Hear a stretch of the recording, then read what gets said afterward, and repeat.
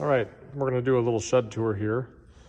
So this building that we're in right now is a 56 by 40, 56 long, 40 wide. It does currently have a sliding door on the front, more of an egg style building, which we're planning to switch out to an overhead door here at some point. Right now it's 20 wide, 14 tall. We'll be putting a 2-foot header in there and doing a 20 by 12 door. The building is wired. You'll see we're right at the front service door here, but the building is wired for 100 amp service. Not using much of that currently. Much of these are just in here being unused, but yeah, we've got 100 amp service out here. Mostly it's just the lights. We have one outlet and then a timer that controls the chicken coop. You'll see a couple of bins here. We actually recently got rid of our chickens and goats, but those were their feed containers to keep the rodents away. So up front here, we have a little shop area. You see the air compressor here, some signs. Tool bench that was added this spring. A little bit of a mess right now, but we're work in progress. Followed by a toolbox. So the goal here would be to add a couple of overhead shop lights to illuminate this area, and a number of outlets as well. Can't decide how far down the side of the building we'll go with outlets. Might do a few further down as well, but for now, do quite a few in this front immediate area. Not only for things like block heaters, but also just power tools, and it's an area that we work more frequently. So the floor was poured last fall, so we've got a 4-inch slab poured in here with mesh, and then in the center of the building it's sloped to a drain as well, which is handy.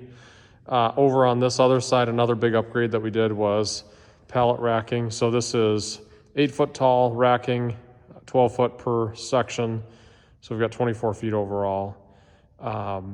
The top is pretty much just lumber storage, and then some various attachments, implements along the floor and the second shelf there. This front area we left open just based on it's hard to make that angle with the tractor, so that area may end up being just smaller shelving for handheld items, but right now it's just tin storage and a sprayer. You'll see up top we've got the lighting. Those are all essentially just floodlights that we're using, LED floodlights, and they don't draw much power at all, so we've got them wired to one breaker. Plenty of room in here for these big enclosed trailers, as well as the tractor. So we just purchased this recently. This is a 3046R, excuse me, and added the LED light kit, a mirror, block heater. Again, had a lot of attachments already, and of course it has a loader. So should be fun to see how that pushes snow around and helps us maintain the property.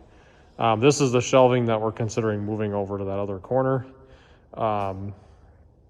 Previously used that a lot for the fencing for the animals and the birds, but power tools and things like that as well. So considering getting a big tool rack for the back of the tractor, and we would put that there as another workstation. Again, with more outlets. We've got the John Deere B back here. This is a 1950, runs great. Need to fix a few leaks and we'll be good to go there. Sleds in the black trailer, general storage in the white trailer. This is a Menards kit that was built, I think around 2007 or 8. Overall, it's been good. Previous owners put that in, but yeah, those are the plans. So we would be wiring up some outlets above the top as well for the overhead door, switching those, not the switches per se, but yeah, exactly. The light switches here, we would be putting those over on this side and then having the door open inward where the feed garbage bins are. And probably also running the air compressor hoses up into the ceiling as well. That's about it.